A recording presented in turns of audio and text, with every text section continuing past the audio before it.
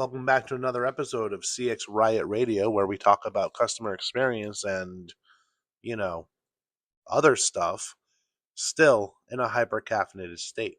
I'm David, I'm the caffeinated CXO, and I'm your host here on CX Riot Radio. Before we get started, I want you to press all the buttons, like, share, comment, all that stuff. Share the show so we can make the show grow. I have books, I have merch down on the little Linktree link below. Linktree, not just for OnlyFans. So I'm glad you know that. So today's episode is going to be one that I've been thinking about for a long time. So let's dive in.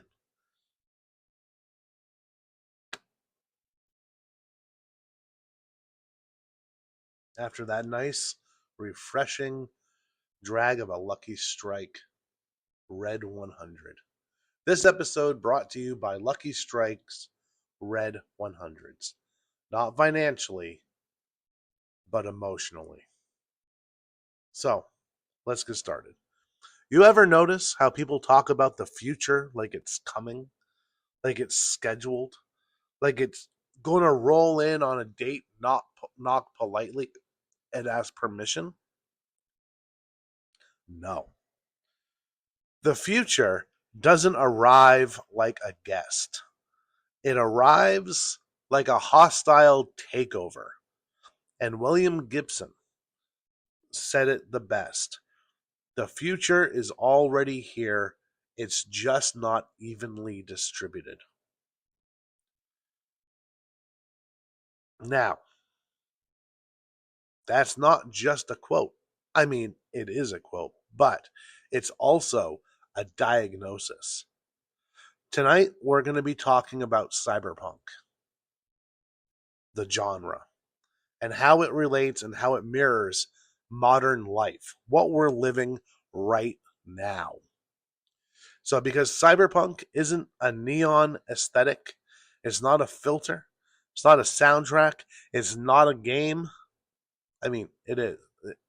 You know what I mean. Cyberpunk is what happens when technology becomes divine and human beings become cheap. High tech, low life. And that's the genre.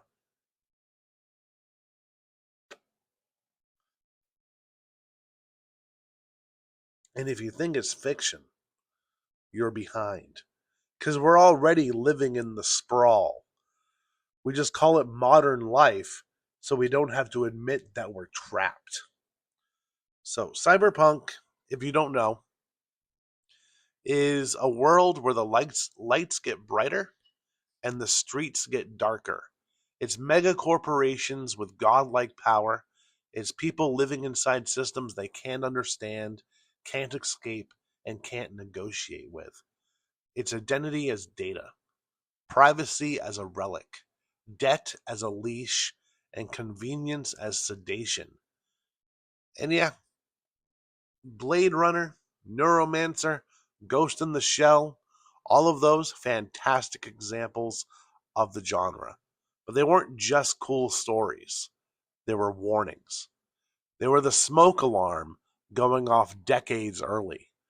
We heard it, we shrugged, and now we're shocked that the fucking building is on fire. So, Blade Runner gave you the whole thing in one image, a skyline built by insane wealth, and street level life that looked like a wet, overcrowded, exhausted marketplace. That's the cyberpunk trick. The world advances, but not for everyone. The towers get taller, the billboards get bigger and brighter, the tech gets cleaner, and the human life underneath it, it gets more expensive, more fragile, and more disposable. Blade Runner didn't feel dystopian because it had fucking flying cars. It felt dystopian because everything had a price tag, and the price was always paid by the people with the least power. Modern life is pretty much the same. We've got luxury condos no one but BlackRock can afford. We've got smart everything. We've got polished apps for every inconvenience. And, well, we've got more anxiety, more loneliness, and more debt than ever before. Blade Runner's reign never stops. That's the vibe of modern life. Always on, always pressured, always being sold to, always being watched. And the corporations? They're not villains in black capes and twirling mustaches. They're brands with values. They don't hunt you down with guns. They turn your life into a billing cycle. Now, Neuromancer, which is probably the first cyberpunk novel to ever come out, Neuromancer didn't predict the internet as a fun place to share cat videos. It actually predicted the real thing. A digital space where the powerful hunt, manipulate, and extract without ever getting their hands dirty. In Cyberpunk, the war isn't fought in trenches, it's fought in systems. In modern life, you're not a citizen, you're a user. You don't exist as a person, you exist as a profile. And the profile is the product. Every click you make is a footprint. Every pause while scrolling is a tell, and every search that you make is a confession. You think you're browsing? You're being mapped. You think you're choosing? You're being nudged. You think you're entertained? You're being trained. The sprawl isn't just streets, it's feeds, it's dashboards, it's the constant hum of information you didn't ask for. But you can't stop consuming because the machine is engineered to make your brain beg for more. Neuromancer understood this.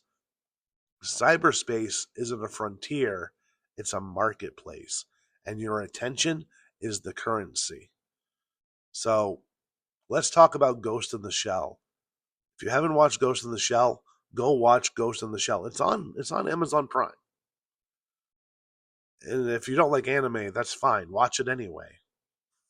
Weirdo. Nerd. So Ghost in the Shell is a cyberpunk stripped down to the spiritual horror. What happens when your identity becomes editable? When your memories can be manipulated? When your body is a platform? When your self becomes something a system can rewrite? That's not sci-fi anymore. You don't need cybernetic limbs to live that nightmare because the modern version is simpler. Your identity becomes data. Your you-ness becomes an entry in a database tied to your device ID, your bio-fucking metrics, your credit file, your risk score, your behavior patterns. And if the system decides you're a problem, it doesn't argue. It doesn't listen to your story. It doesn't care if you're right. It just locks the door. Account closed. Service unavailable. Access denied. That's modern dystopia. It's not a jackboot on your neck. A term of service update you didn't read that quietly removes your ability to function. In Ghost in the Shell, the terrifying part isn't the tech. It's the loss of agency.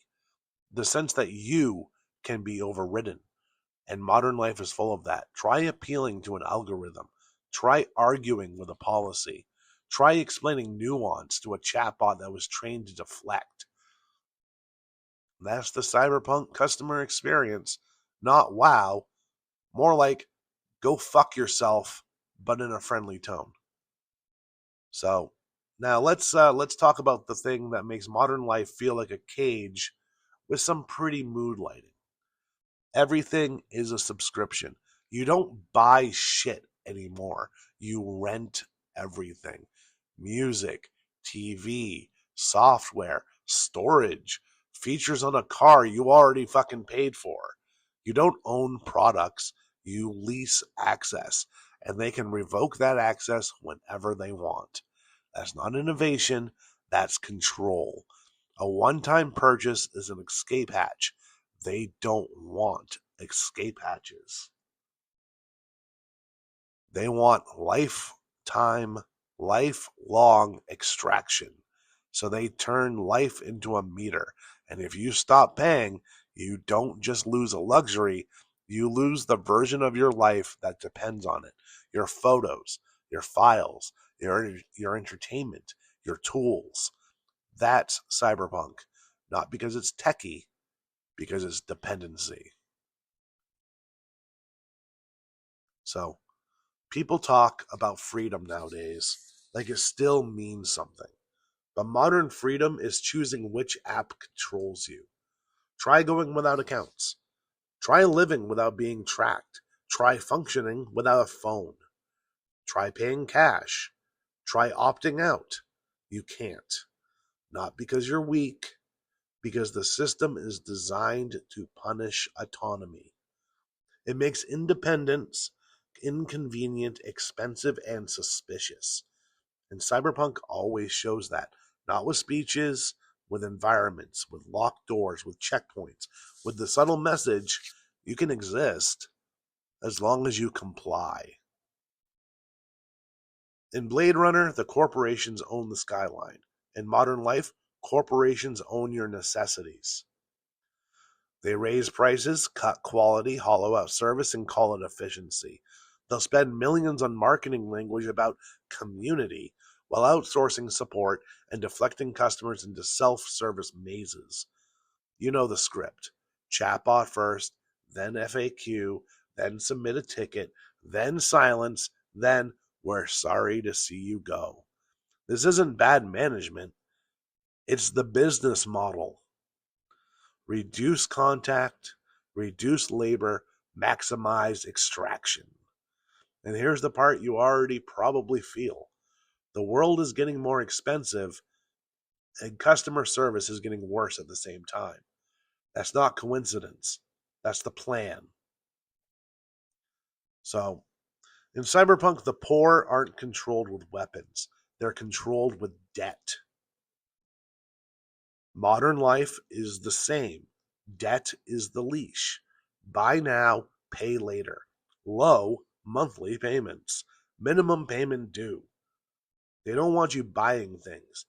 They want you buying payments because a human being living payment to payment doesn't rebel.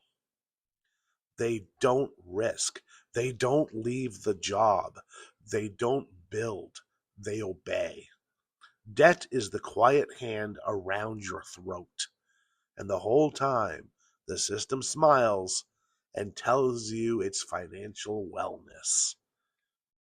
So, another thing that's happened in the last few years that screams dystopia to me is desire, lust, companionship as a subscription model. So, Cyberpunk always turns the sacred into a transaction. And nothing proves we're deep in it like OnlyFans. It's not about morality. It's not about judgment. I don't care what people do. It's about the reality that we built a civilization so isolated and stressed and financially desperate that intimacy becomes a revenue stream.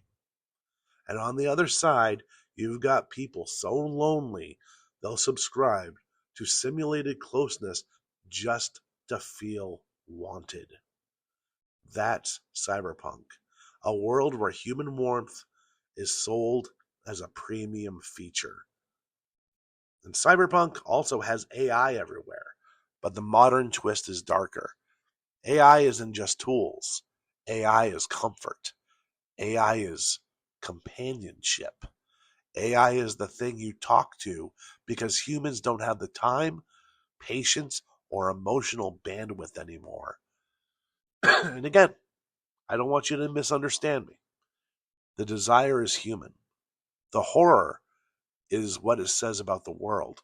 We built a society where real connection is so scarce that a machine that mimics empathy feels like relief. And of course, it's fucking monetized because the system doesn't just want your money, it wants your attachment. Attachment is retention. Retention is revenue.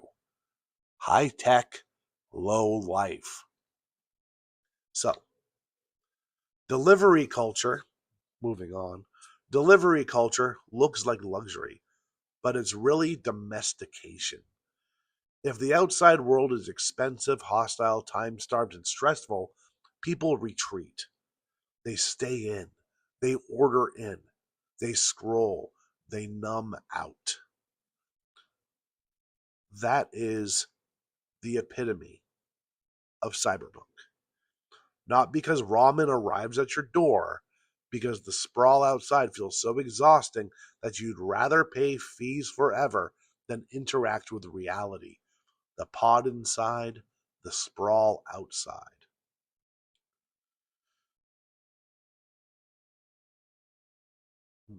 The future is already here. It's just not evenly distributed. William Gibson. Translation: the rich get privacy. The rich get options. The rich get autonomy. The rich get time.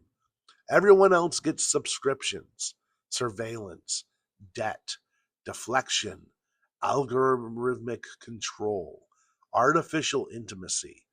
The future is here, but it's a cased system with better fucking graphics. And if you're in the bottom half, you're living cyberpunk without all the cool shit. Cyberpunk isn't coming. Cyberpunk is here. High tech, low life, a life spent in the sprawl.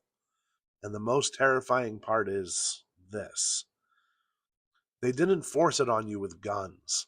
They sold it to you as convenience. They dressed the cage and sleek UX. They put dopamine in the feed. They put free shipping on the chain. And now people are trapped. Not because they're stupid, but because opting out costs more than most people can afford. So, welcome to the future. It's already here. It's just not evenly distributed. This has been CX Riot Radio. I'll see you next time.